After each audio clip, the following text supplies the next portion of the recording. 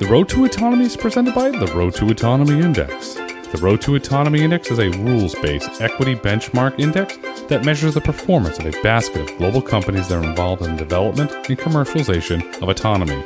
Institutional investors and fund managers are watching megatrends that are shaping investment opportunities today. These megatrends are creating thematic investment ideas and opportunities for forward-thinking investors. We believe that one of the biggest megatrends today is autonomy. That's why we created the Road to Autonomy Index, the world's first and only pure-play index to track the thematic investment opportunity in autonomy. Follow the Road to Autonomy Index on your favorite finance app by simply typing in the ticker Autonomy. To learn more about the Road to Autonomy Index, visit roadtoautonomy.com/index. Hello and welcome to the Road to Autonomy. I'm your host, Grayson Brulte. On today's episode, we're absolutely honored to welcome back Lee White, founder and president of LM White Consulting. Lee, welcome back to the podcast. Grayson, thanks for having me.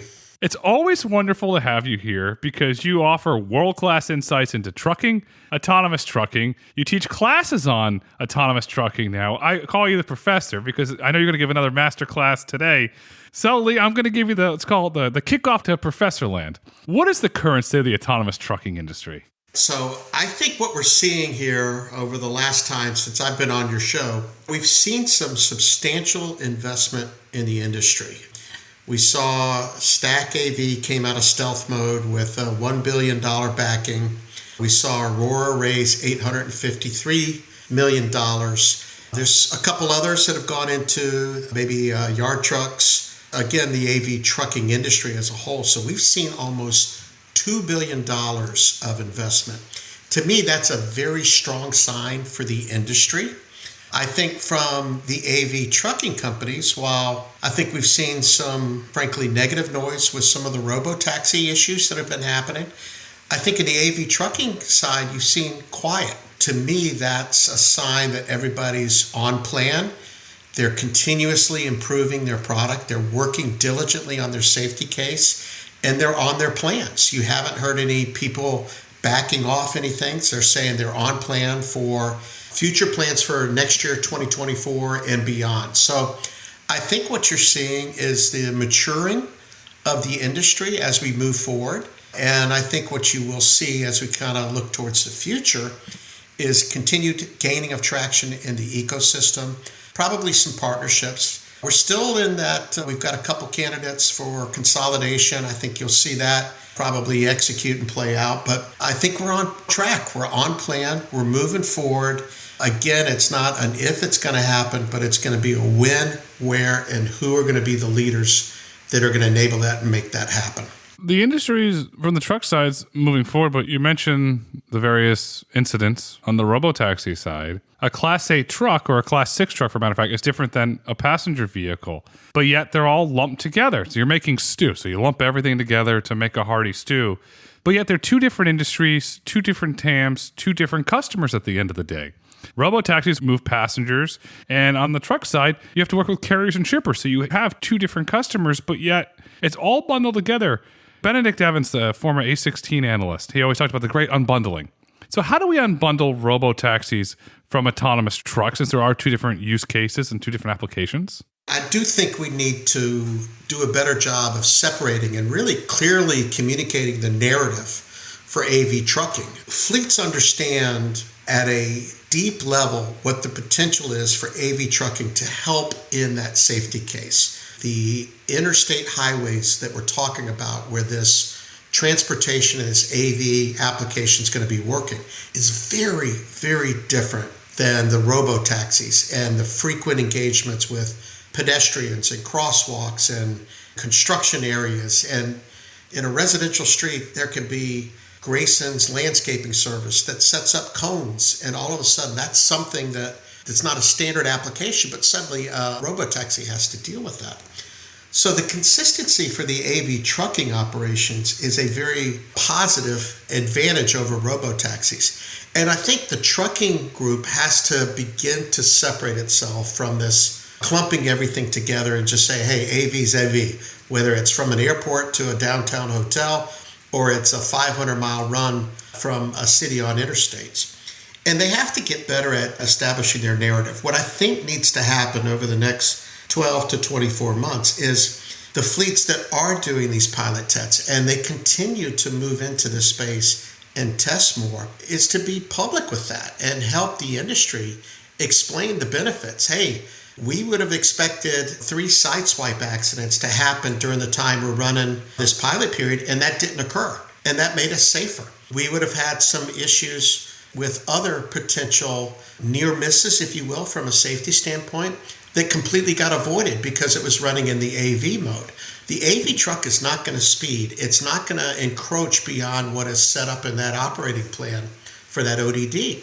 And that is a level of enhancement and safety that you just don't necessarily see with the manually driven truck. So I think we've got to improve our narrative. We've got to get better at that because I do think you're right that the public is just looking at this AV operations as one big clump. And we need to do a better job of moving trucking into a different space along with those fleets that are half the data on the manual driven fleets and their accident frequency. It's a very cautious area because no fleet wants to go public with potential talks about accidents, right?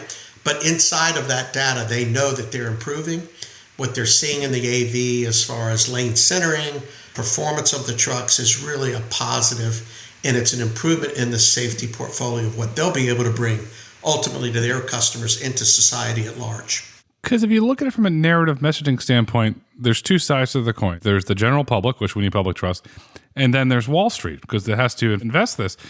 Daimler Truck's doing a wonderful job messaging to Wall Street. During their 2023 Investor Day, they announced autonomous as a key pillar of their business. That was a very, very big statement. It was over 30 minutes of the presentation was dedicated to autonomous and is one of the key pillars there. How do we get more companies to focus on the Daimler narrative from the Wall Street perspective? And then on the backside of that, what is the right way to message to the public? Is it a grocery store day that's showing autonomous trucks can reduce inflation? Because there's a lot of talk around safety, safety, safety. Safety doesn't sell. It's expected just to be there. The public, they want to say, oh, I can have money in my bank account? Okay, now you've got me interested. So how do we change all these narratives? Let's start with the first one. I think what you heard from public-facing information from Daimler Trucks are some great benchmarks. They're deliverables that are set up there for 2027 all the way through 2030.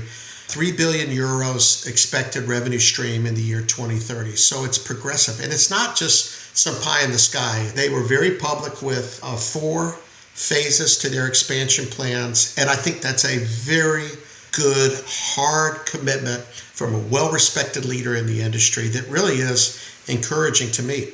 Volvo did the same thing. They've outlined what they expect to do. Essentially, transportation as a service is part of their autonomous offerings. They are clearly communicating the importance that autonomous trucking will have in their portfolio as they move forward. We haven't heard from the other 2 big OEMs in the market, but I think you're going to see that direct movement into that space. What we have to do is, as we go over these next 12 to 24 months of beginning to commercialize, is get very good and communicate the scaling opportunities of that.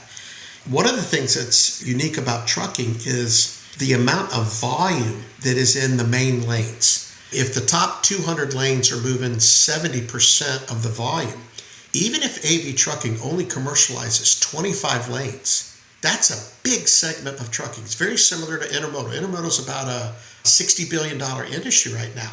Imagine if 25 lanes of AV deployment was in that same neighborhood of a $40 billion or $50 billion market.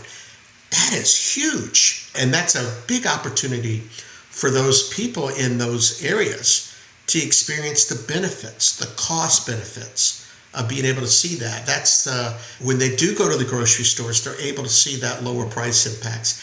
And for the industries that adopt this and those heavy population lanes, that becomes substantial decrease in the cost opportunity of the cost to actually get products to market. So I think it's a combination. I think you create that ongoing path for the AV trucking companies to actually commercialize and then begin to be able to show that in scaling. It's not like a robo-taxi where they go from Phoenix to they initialize San Francisco or LA and it's incremental.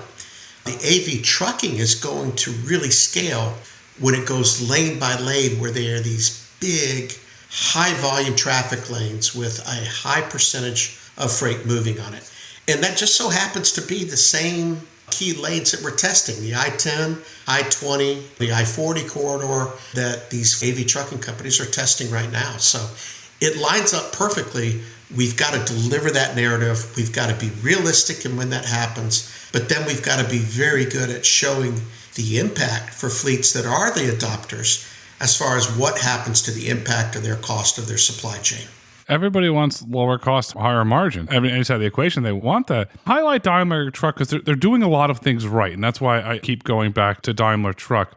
They've spent the first 9 months of the year, and I'm not missing a decimal point when I tell this to you. I repeat, I'm not missing a decimal point.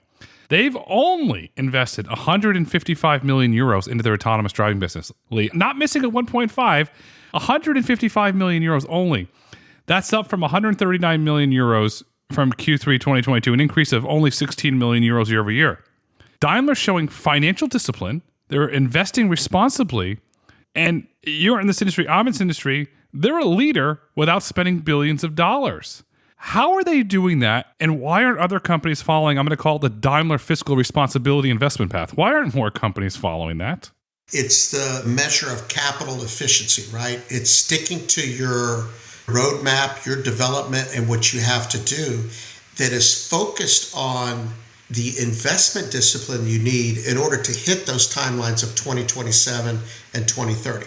I'm sure if Daimler moved that decimal point out of space, they could hire 1,000 employees or 2,000 employees and get into this rapid development, but it wouldn't make sense for their business model right now. Their path is very strategic. It's very clear. They've got two partners, the Waymo and the Torque solution, and it's very clear on their path to the right cadence in the development of the redundant chassis internally for a Freightliner and what Daimler does there in that side, the technology, the safety case, the public adoption, the fleets and their integration. It becomes a very clear business outline that requires capital discipline, to be perfectly honest, in order to keep the investors aware and consistent path to their actual commercialization of their product. So it's a very well-oiled machine. It's methodical. They don't get hit with a lot of surprises. It's moving along substantially. You're not waiting for a quarterly announcement on some new milestone that hit. It's very diligent, very mature, very capital efficient, focused on their development. So yeah, that's the right answer, right? The investment community doesn't want you to go out and hire 2,000 people and move the decimal out where we've got to invest $2 billion, $3 billion, $4 billion over the next 36 months in order to make that model get to the market. I'm going to play Jerome Powell here for a moment. I'm not guiding the Fed, but I'm going to play Jerome Powell, or I'm going to act as a Fed governor here for a minute. I know we passed Halloween, but I have to do it. Let's hypothetically say that Jerome Powell and the Fed cannot orchestrate a soft landing, and we do have a hard landing, and we do go into an economic recession here. Does the Daimler model of fiscal responsibility while advancing autonomy become the model that other companies are going to have to follow? And if so, does that give Daimler strategic advantages? They've been implementing that all along. I think anytime you're able to maintain your consistent business plan quarter by quarter, which is what Daimler's doing, you're going to have a strategic advantage, right? I think there'll continue to be market pressures that happen to some of the competitors in this space that they're going to have to respond to, right? They're going to have to be very focused with their investors in hitting the milestones and hitting their commitments to do that. But I do think when you look at trucking and you realize that the driver cost is 40 to 44% of the actual cost of trucking, that is a huge opportunity for this $850 billion market, right? That's what's out there. So it's going to continue to reward people that have a clear business model in order to tap into that, to achieve some of those savings, even with some of the offsets that are going to have to be shared with maybe some of the actual shippers, with some of the local drivers, with improving their wages, if you will. There'll be offsets that need to come into play here for the current ecosystem that exists. But the market will reward the consistency. Do not undervalue the ability to commercialize that's going to happen for those that have consistency of purpose and execute their actual business models to this path towards commercialization. So I do think there's inherent some rewards by people really being consistent to hitting their milestones, hitting their business plan objectives, and being very consistent with everybody in their company. It may only be 300 people that are working on it now compared to a competitor that may have 17 or 1,800 people. What those 300 people are doing is very consistent, and it's driving consistent results that continue to be checked against schedules and plans and advancements that sets them up for long-term success. Daimler's business plan, they're executing their core business. They're on the path, analysts report it, to 10% margins across the board for their core business. And that, if you're a truck manufacturer and you're hitting 10+% margins, you have a very healthy business. You look at Daimler's free cash flow continues to go up. But yet, you have Morgan Stanley came out with a report recently, and they're factoring in Daimler's autonomous solutions into their pricing model at zero. I repeat, zero. They're giving it no valuation, no credibility.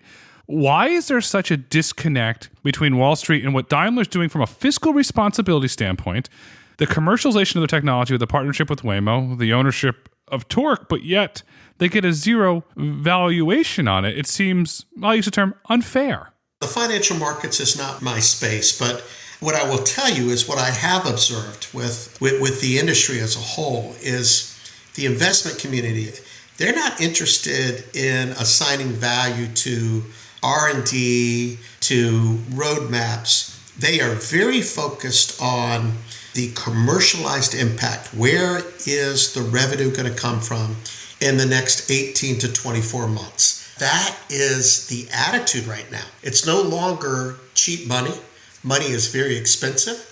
And when you've got somebody with the credibility of Daimler and they're forecasting 2027 and 2030 numbers, just based on how I see it happening with some others in this space, it's an uphill climb right now based on this whole environment. That it's very hard to assign future value to that. They're very concerned. The horizon has come way down. What do you do in this quarter for cost? What do you do in this quarter for results? It's an earnings per share quarterly game right now. And it's becoming just incredibly intensified with the shutdown of Convoy and some of these other freight tech issues that have had some bubbles. So there's this hypersensitivity to more of a focused impact on actual commercial applications of AV. And those that are able to communicate that should be rewarded. My hope is that the Morgan Stanleys and JP Morgans, that they will come around and begin to see this in the right way and assign that right value and reward companies that are taking fiscally mature, capital efficient approaches to the commercialization of AV. How would you value Daimler Truck's autonomous division? Would you give it a $1 billion valuation, $500 million valuation, or would you lean on the conservative side on that? When I look at it, I think of what's realistic. If I think of those 25 lanes and say, what is the opportunity? I think Freightliner and Daimler is in the leadership position for that. So what's that market share? Is that 10% of that $50 billion? Is that $5 billion worth of revenue? I personally think Daimler's forecasts for 2027 and 2030 are probably conservative as far as once they solve the big problems, which is really the OEMs getting prepared with a scalable, redundant chassis that is really ready to be adopted by the fleets. Yeah, I mean, you got to give a shout out to Joanna Butler and what she's doing there. She's doing a fantastic job running that division and preparing Daimler for a future that will be autonomous. Let's look at the trucking industry as a whole. So currently the following players left: Aurora, Kodiak, Stack AV, Brian, well done with Pete to come back on that one, Torque, and Wabi. Is this the field that's going to lead to commercialization of the technology, or are we going to see another round of further consolidation? It's the $1 million question right now, Grayson. So I think if you'd asked me 6 months ago, I would have told you I think the dance card was full. Stack AV coming in, well-funded, with a strong leadership team with pedigree in this space with Argo and what they are bringing to the table. I'm excited for what's in the future, for what Stack AV will be able to do. I'm sure we'll be hearing announcements about them in the future, but for them to secure a $1 billion commitment from SoftBank is very encouraging for the industry. So I think they've got catching up to do, but I think it's doable. And I think it becomes, as we start talking about the second half of this decade, the 2026, 2027, I think the five folks that you mentioned are the ones that are in the space for competing on that. Will there be some more consolidations? Possibly, right? We've seen some of that. A couple others have exited the market or are in process of looking at strategic alternatives, and time will tell. I think we'll see a little bit more of that consolidation with those players, but I think the five that you mentioned are in the prime positions to be the horses in the race. In order to enter commercialization, the companies that are left, do they have to have an OEM partnership where they can get that redundant chassis, they can get that factory-built truck? Is that going to be the key? And on the backside of that, do the OEMs hold all the keys to success here? What I like to tell people is, look, without the OEM solution, you're still a science project, right? Because these fleets, these shippers, these carriers, they've spent hundreds of millions of dollars de-risking their equipment portfolio. So whether you've got two OEMs that you dual source to and you're 50-50 on which OEM you go with, both of those OEMs may give you the Cummins engine or they'll give you the Bendix braking system. So you're very consistent in de-risking. You lower your maintenance, you lower your parts cost, what you've got to keep in stock. So the dialogue's changed. If you'd have asked me 5 years ago, I would have told you it had to be an OEM ground up production level solution. I think it's moved a little bit. It now has to be OEM fully supported, which means the warranty still stays in place. There's clear pathways to maintenance solutions and de-risking, just what I talked about, that it fits in and can be absorbed seamlessly into the fleet operations. So the OEMs, we haven't had a new OEM penetrate substantially the US market in decades. And I think we're still going to see that. We're still in the infancy of the 2 million trucks that are out there. There's less than 500 of them that are outfitted with autonomous stacks on it. You're going to see that number increase here in the next couple of years. I think Aurora announced that they're moving up as far as quantity, getting up to 100 trucks, which is good to see. But you're going to see that movement of the OEMs move past this concept of the redundant chassis, but you're going to see them bring that out in C samples and get ready to start scaling that. That's the question. Is that going to be each OEM has a capacity of 2,500 trucks a year, 5,000 trucks a year? How do they get that? Is it done on their production line? Is it multiple partnerships? Is it single partnerships? Is it AV trucking agnostic? Hey, here's the redundant chassis. We'll throw that to you. Here's some certified upfitters. Still got to work out that whole dialogue. And that's going to be a capital conversation. That's going to be a scaling conversation. That's going to be a discussion based on how each one of those AV players develops, with what lanes will be live, where can we scale, and what's that adoption that's going to start happening from the fleets. So we have the major OEMs in PACCAR, Volvo, Daimler, and Traton.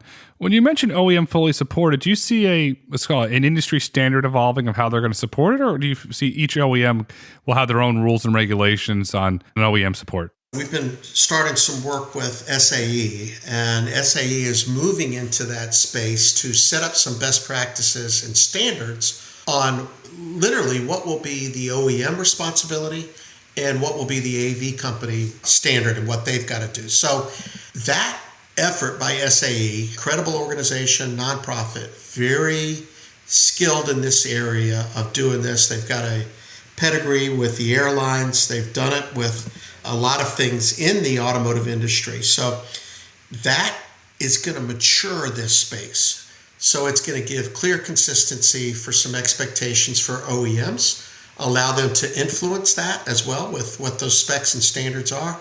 But it'll also begin to standardize what the AV trucking companies build to as far as their specs and their consistent procedures that they follow. I talk a lot about maintenance cost and how that is. We had some big fleets that missed earnings because of excess maintenance expense. They could not keep the fleet age at the level that they expected to because they couldn't get the OEM production during the pandemic.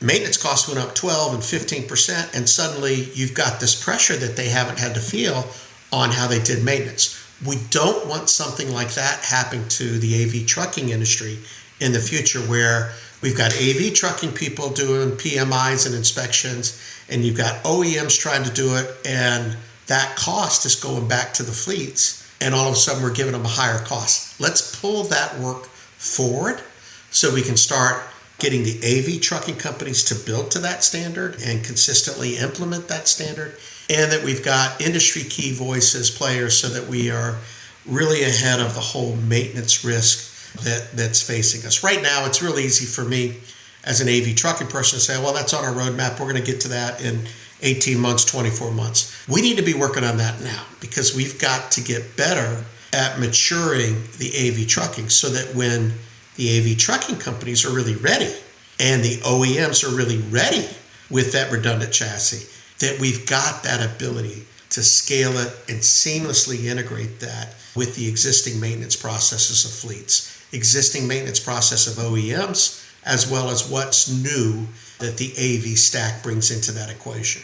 The SCE Autonomous Trucking Technicians Program, as you and I both know, is going to allow the AV companies to scale and do what they do best. You're building a house. You have to pour the foundation. And that's what the technicians are the foundation, because they're doing it with the infrastructure. And all these things have to be laid. And I'm so thankful that you and I are both working on that together, because it's going to do good for the entire industry. Once that aspect is fixed, this industry can truly, truly scale. And you look at companies that are scaling, they're taking different approaches to autonomy, different approaches to the business model. One in particular is Volvo. Volvo's taking a transport as a service approach to autonomous trucking. What are your thoughts on Volvo's model? I talk a lot about the ecosystem that exists, and I put 5 verticals that are up there now, where it used to be 3. Vertical number 1 is the OEMs. They've done a phenomenal job of creating the tier 1s and their platforms to build the trucks. The traditional, the middle vertical was the carriers and the fleets, and then the third verticals with the shippers. And what we saw is the brokerage guys got in between the fleets and the customers. There's 15 to 20,000 of those in that space. And then between the OEMs and the fleets and the OEMs and the brokers and the customers, the autonomous vehicle companies kind of inserted themselves into that space. And I think what you've seen with the torque alignment with Daimler, the Waymo alignment with Daimler, autonomous solutions coming out of the Volvo product, is those ecosystems are in a state of flux right now. Where do they land, right? So if Volvo's going to shift where they want to, instead of selling you a truck, they want to sell you transportation as a service, and that becomes how they sell trucks now.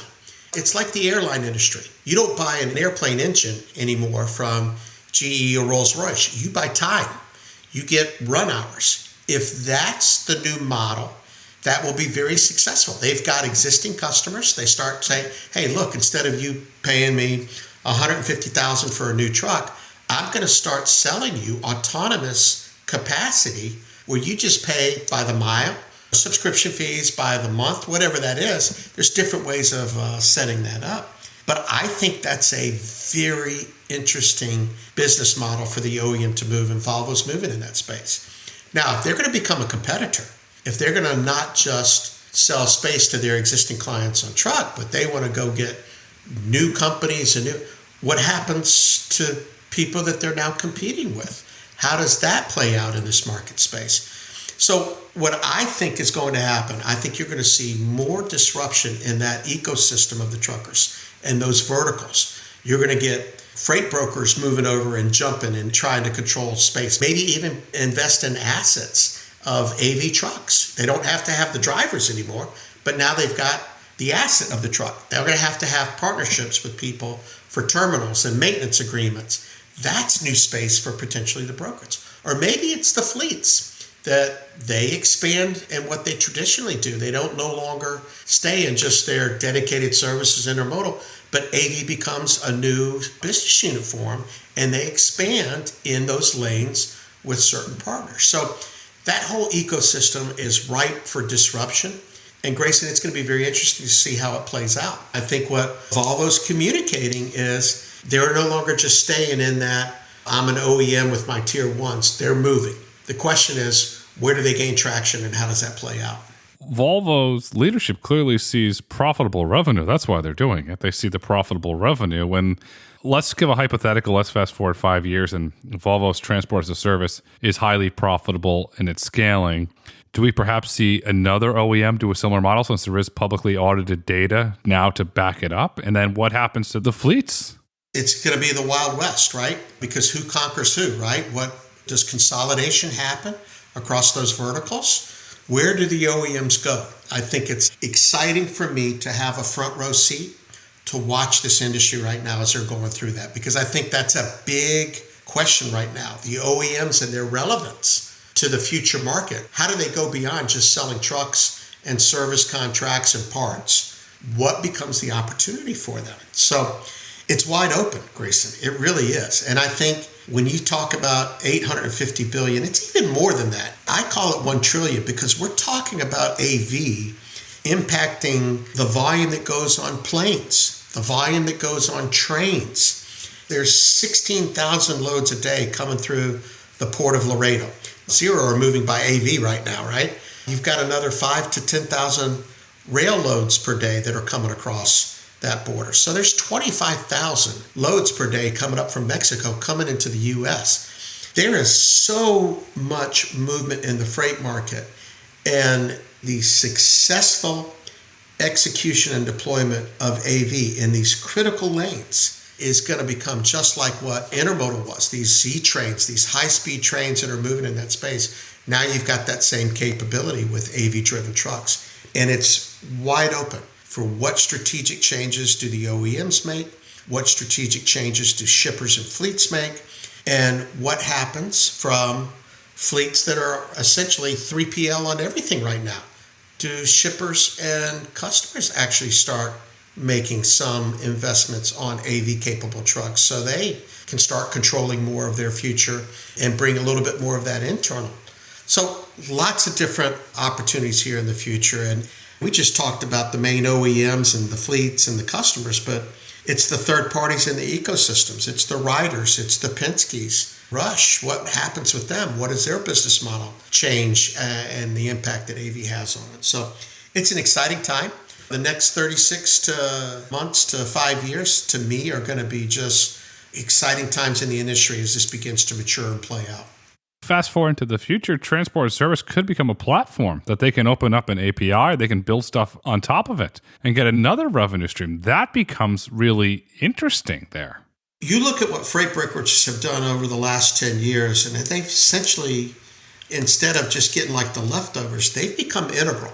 They are foundational. Customers have kind of built them into their DNA. So they're probably 20%. In fact, there was a lot of experts that thought during this freight winter that we've been in the freight market itself, that there was going to be a lot of freight brokers that couldn't sustain themselves. And they did. I mean, we lost a big one, Convoy, absolutely. But there's been a lot of enhancements in the tech and the visibility in the integrations that if you pick up a lot of those tech applications and bring it to the AV world, where now you've got an asset that can run 23 hours a day, the opportunities are limitless right now in what can happen. You could have, instead of real estate investment firms that are doing that, you'll have AV trucking investment trusts that are constantly looking to be optimized and stay running 23 hours a day. And how do you make your revenue off of that? Who can optimize that? Who can optimize the maintenance side of it? Who can keep the freight moving? And who can do the best at the integration? So it's going to be a very competitive landscape. And I think you've seen announcements by Uber, Freight on what they're doing with partnerships with multiple AV companies. You're going to continue to see that type of activity here for the next months. Uber Freight's in a very interesting position with all their partnerships and all that data that they're gathering on a daily basis. And I mean, they're in the brokering business, and we're in you call it a freight winter, I call it a freight recession. We're heading into the holiday season. That's historically when, you know this from your experience, more goods are shipped. So you look at historical data, but then I overlay that with credit card spending data. And the number one trend that you're seeing across Visa, MasterCard, Amex is consumers are deprioritizing physical goods and prioritizing experiences. If that trend continues, and I don't know a timeline, but it's all signs continue it's going to go for at least another 12 to 18 months, how does the freight industry rebalance how the consumer demands are changing? you're seeing, I'll call them depressed freight levels, sustain a lot longer than what was hoped for. People were thinking third quarter, fourth quarter, we'd see some rebounding, and we haven't seen that. Now, the optimism is somewhere around third quarter of next year. A lot of different things that are playing, the destabilization geopolitically, the Ukraine war, what's going on now in Israel is going to continue to ripple with what consumer demand does. I think there's enough consistent information out there that we're not going to see a significant peak as in past, right? You're not going to see the level of spending. I think you're going to see consistent spending on necessities, groceries and such. But again, that's not going to drive containers and truckloads, right? That's a bigger issue. That's the furniture, that's the home goods that we're seeing double-digit drops year over year consistently, right? Staying in that lane. So I think we got to buckle our seatbelt, stay tight, right? Continue to find optimization opportunities, cost-cutting opportunities, because the revenue and the volume isn't going to be the backstop for us. We've got to get very good here. I don't think you'll continue to hear that. There's several, whether you're in e-commerce, everybody's talking about the opportunity to cut cost and supply chain. And I think you'll see that effort continue for the next 9 months. And then if we get some rebounding, how does that play out, right? I think that's where you'll start seeing, at least I hope for at least some increase as we go into third quarter next year, building up for next year for peak. One of the biggest collapses, or if you want to use the term failures in this market, has been yellow. Yellow went down and it hurts. It really, truly hurts. Was that caused by market conditions? Were there external factors at play? What caused the demise of yellow? I am so surprised about how little really factual information is out there on yellow. So absolutely. I go back to the fourth quarter of 2022 and Darren Hawkins and his leadership team, their volume, LTL year to year in fourth quarter 22 was down 25% year over year. At that time, fourth quarter, I believe their revenue per shipment was about $300 compared to industry average being the good ones, the leaders over $400. So about 75% of the leader rate per shipment. And they were still profitable. They had an OR of about 97% at the time, which was salvageable. It's not where it should have been, of course, right? They always wanted to make it better. But that had decreased from the mid-90s from the previous year. So they were indicators that they had just some negative headwinds as they went into this. But more importantly was the issue that I think of the 30,000 people at Yellow that no longer have positions, and 22,000 of them were represented by the Teamsters. 16,000 of those were driving positions. There was activity going on within Yellow that would have positioned them to have an opportunity to actually save money, reduce the debt, but that all got covered up in the noise of a union versus Yellow. What did they need to do?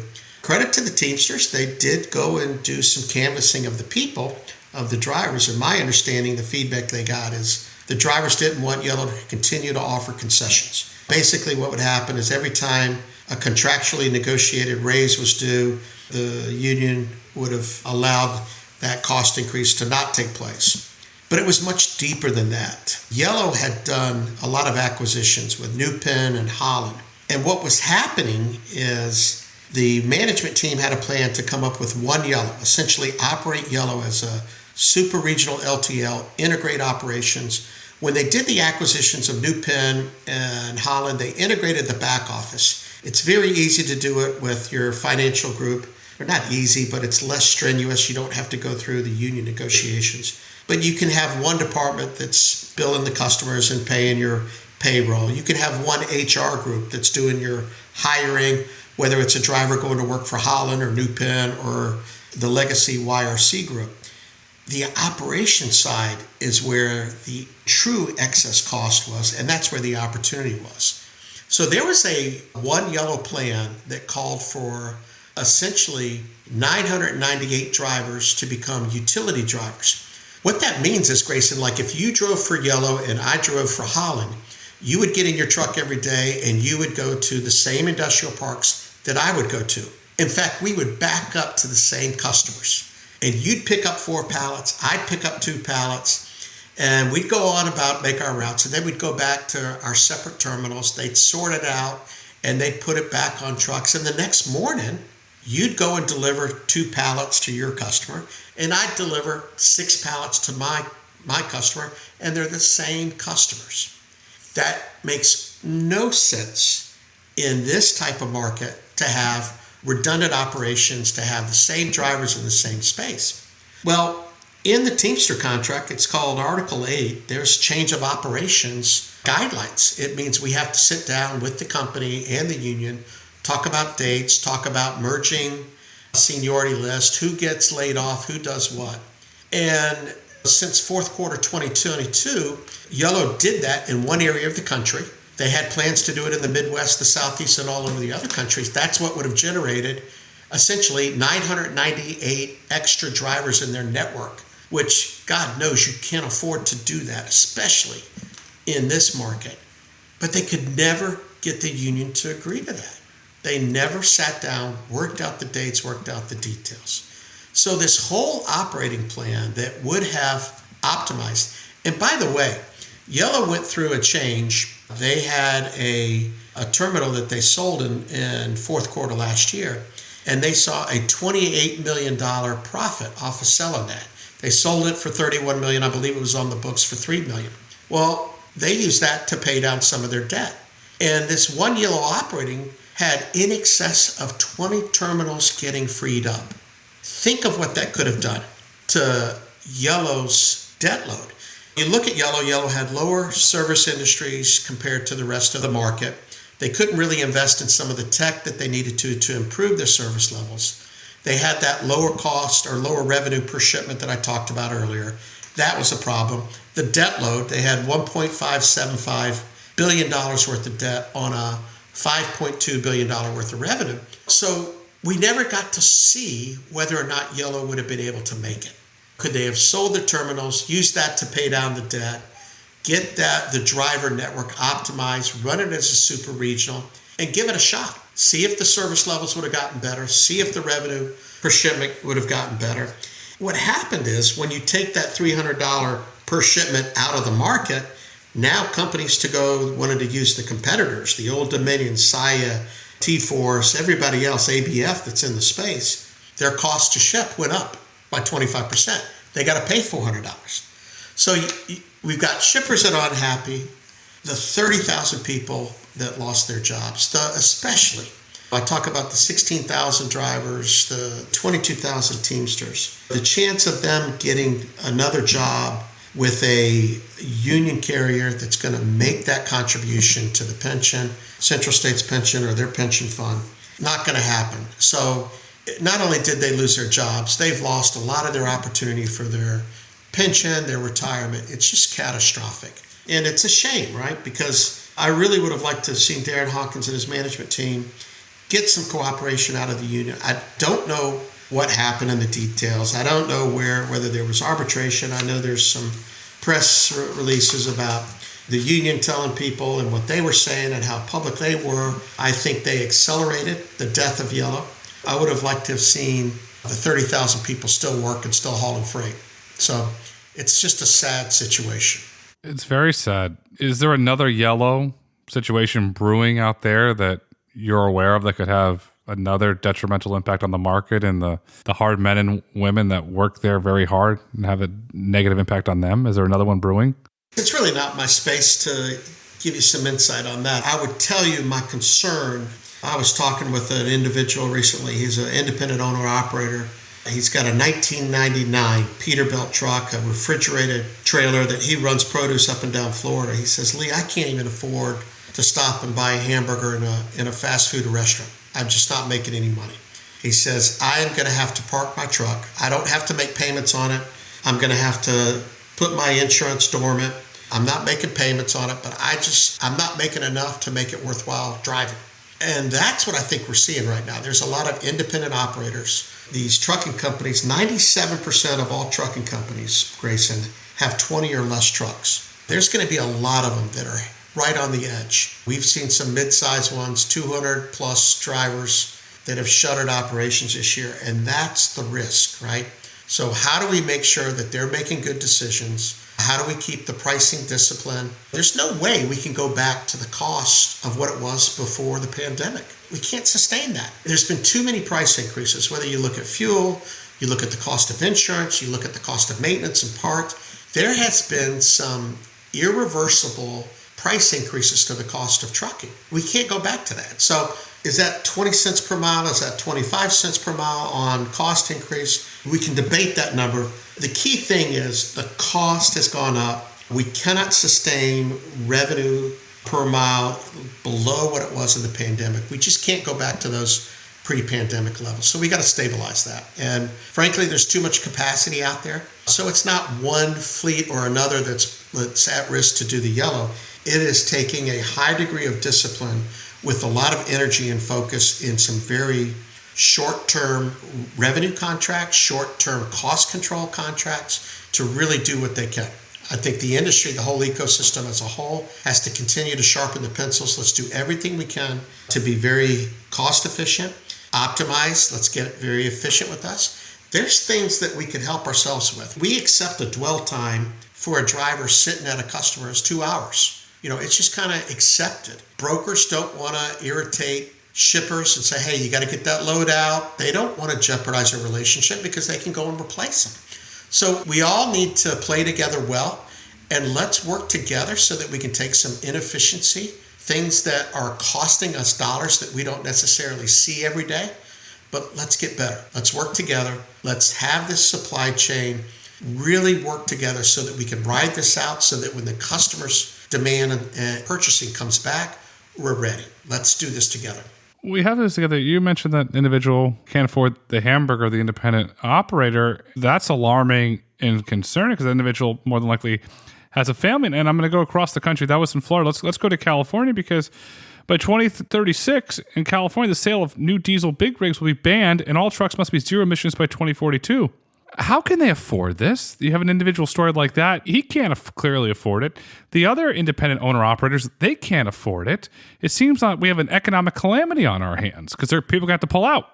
We absolutely do. People don't understand that. And I ignore the subsidies, right? Because they're not going to stay there forever. You got to deal with the economic realities. It's just math. I would go to California. It's just math. Let's break it down. A new EV truck cost about $230,000 more than an existing day cab truck. So let's add $200,000 at 7% interest rate at a 7-year payback. It's going to cost me $3,019 more per month to put that truck on the road. That's $750 per week. That's $150 a day. Somebody has to pay for that. So we're going to ask a trucker that is making literally, they can't afford $10 to stop at the fast food restaurant, to come out of their pocket with $150 more per day to pay for that electric truck. Can't do it. And nor does the customer want to do that. If we put that on a truckload of toilet paper or a truckload of paper towels, and I'm going to raise the price of paper towels 14, 16, 18% to pay for that electric vehicle, who wants that? Nobody does. And the problem is, we've rushed and we've jumped to this EV truck as the solution, and that's not the right answer. Think about the person I was talking to. Let's call him Mike. Mike has that 1999 Freightliner, okay, as far as his truck. That truck puts out the emissions of 60 2023 new trucks. The emissions of these old vehicles, Chris Spear of the ATA, they have communicated, get rid of the excise tax. It raises the price of trucks by $12,500 right off the top. If we had the 1999 Peterbilts and Freightliners, if we got rid of them and replaced them with just new diesels, each one of those trucks that we got rid of is essentially the same as taking 60 of today's trucks off the road. The EV economics just don't make sense. The range of an e-Cascadia, I think the spec on that is 216 miles. I don't know a fleet that's putting on more than a 180-mile duty cycle. It takes 15 minutes for me to fill up a diesel truck right now. I can run that 1,200 miles. Usually it's 2 or 3 days. We've got examples, even the most optimistic results. I saw some information that Tesla trucks were running 1,600 miles in 48 hours, 800 miles in 24 hours. If you do the math on that and divide that out, that's only 33 miles per hour. That means they're having to stop and come off road and go into charging stations. Our whole supply chain system, our whole network is built out somewhere around 48 to 52 miles per hour. The leaders are about 62 miles per hour in their fleets. It's degrading what our supply chain can do, because if we adopted these EV trucks across the board, we have to add more of them. They're going to have to stop at their chargers. They're not going to be able to go from port to customer, back to port, back to the customer. They're going to have to add stops in there. That's not in anybody's pricing right now. That stop, that charging time, not in there. And for the people that think the maintenance and the reduction in the fuel costs, that's going to pay for it, you're not even looking at the real math. Look at the real math. And the fleets, they're in a predicament, because if they come out and say, hey, if they come out strongly like they should and say, this is just crazy, the math doesn't work, the economics don't make sense, they get blacklisted. They get canceled. And nothing could be further from the truth. The fleets that I talk to, the ones that are out there, they want to do everything they can for the emissions. The issue is they want to do it the right way so they don't go out of business, but they've got to do it the right way for the share owners, for the community they serve, and do it logically. That's what's missing in that California regulation. Look at Matt from Covenant. He's advocating renewable diesel. The infrastructure is already there, and it helps reduce the emissions. The other side with the electric trucks is the weight. You can't haul a truck full of Pepsi-Cola or a truck full of Coca-Cola, so now I'm even there. I got both sides of the equation. Why is that not discussed? You're right on the economics, but then it's the weight issues become that. And then I'm going to go the other side. Then you have the road builders that are going to demand a road tax because the damage that you're going to do on. So we're going to have to spend more money there. And then this is the other part of the equation. We're having fun here. We're making a pie. Is the insurance costs more because the replacement parts cost more? So to your point, and I agree with Matt, there are so many other things that we need to look at. Electrified trailers that don't require the fast charging, that don't require the level of investment with the infrastructure, that literally give you the capability for every diesel truck that pulls that trailer now is a hybrid. And it improves the miles per gallon and reduces the emissions.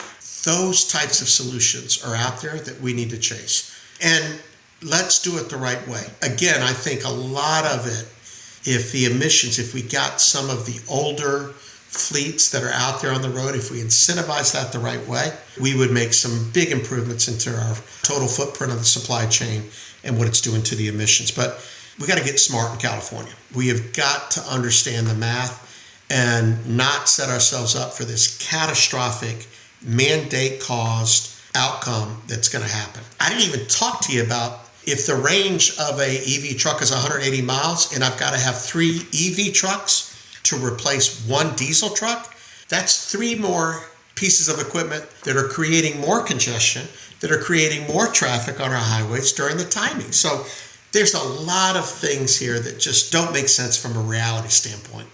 What we need to do is sit down around a table and have an honest conversation that's grounded in economics, not grounded in political ideology. The diesel sales are going up. So we had 3.6 million barrels of diesel per day are consumed, up from 2.98 million barrels a day in 2022. So that's a 620,000 increase of diesel.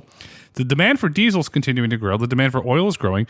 And it's not a one-size-fits-all solution. There will be certain solutions where electrification will work. There'll be certain solutions where diesel works, renewable diesel works. There'll be perhaps natural gas. There'll be all different solutions for different sizes. And that's why we have to have common sense conversations, because the economics make sense. Everybody will adapt. Lee, with all that said, in your opinion, sir, what is the future of the trucking industry? So I've been playing in this space now for 40 years, and I think the next 5 years, you're going to see more disruption than you've ever seen. I think you're going to see commercialization of AV in certain lanes. It's going to be slower than we thought, but I think we're going to see that. I think you're going to see a continued growth of what I'll call freight tech and more of a mixing. It's not going to be as differentiated between brokers that don't have assets versus fleets. Much more of an integration of these verticals that I talked about, and a lot of repositioning. I think there's a lot of boardrooms right now that need to be having very deep strategic discussions in how they're going to stay relevant in the trucking market in 2028 and beyond, because it's going to change. And if you're still trying to run the same decision paths that you've been running for 99 years in Yellow's case, you're going to be at risk because there's going to be a lot of disruption that happens.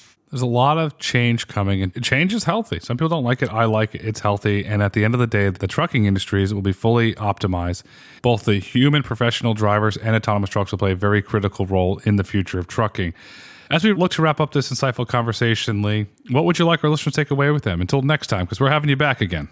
I enjoy this conversation. It seems like we're just talking for just a couple minutes, and I look up and it's been a while. So I think confidence that AV is moving along at the expected pace. We're in a quiet period right now, but look for some announcements of traction being gained in the ecosystem. Continue to look for the maturing of that space and ultimately commercialization happening here fourth quarter next year. I think we'll see some of that. So that is a key component. The investment that's taking place, I think, is a positive sign. And I think the next 9 months are going to be critical for the entire supply chain. Let's really have those tough conversations, right? Let's look for the opportunities, because what we want to do is we want to move through this. We're not going to get it on the revenue side, right? We're not going to be able to push a button and say, okay, let's go increase revenue. What we've got to be able to do is manage the inefficiency, where that's where our cost savings becomes from. Let's stay in business. Let's get through these next few months. Let's move forward in the right tech space that we need to, but let's work together and optimize ourselves and make some improvement. Let's optimize. Let's watch for Q4 24. That will be a big milestone, a big quarter in the history of autonomous trucking. The future is bright. The future is autonomous. The future is autonomous trucking. Lee, thank you so much for coming on the Road to Autonomy today. Thank you, Grayson. Have a good day. If you've enjoyed listening, please kindly rate, review, and subscribe on your favorite podcast platform. Want to get in touch? Follow us on Twitter, Instagram, and YouTube at Road to Autonomy, or email podcast@roadtoautonomy.com. The Road to Autonomy podcast is produced by the Road to Autonomy LLC. The views and opinions expressed in the Road to Autonomy podcast do not necessarily reflect those views of the Road to Autonomy, its subsidiaries, its shareholders, directors, investors, or partners. The content discussed on this podcast is for informational purposes only and should not be taken as legal, investment, tax, or business advice. Nothing is a recommendation that you purchase, sell, or hold any security or other investment, or that you pursue any investment style or strategy. The content of this podcast is presented on an as-is basis with no warranties, express or implied, of any kind. Financial mentions about companies in the Road to Autonomy Index and discussions about the Road to Autonomy Indexes are for informational purposes only and should not be relied upon when making any investment decision. Furthermore, an inclusion of security within the Road to Autonomy Index is not a recommendation by the Road to Autonomy Indices, LLC, to buy, sell, or hold that such security, nor is it considered to be investment advice.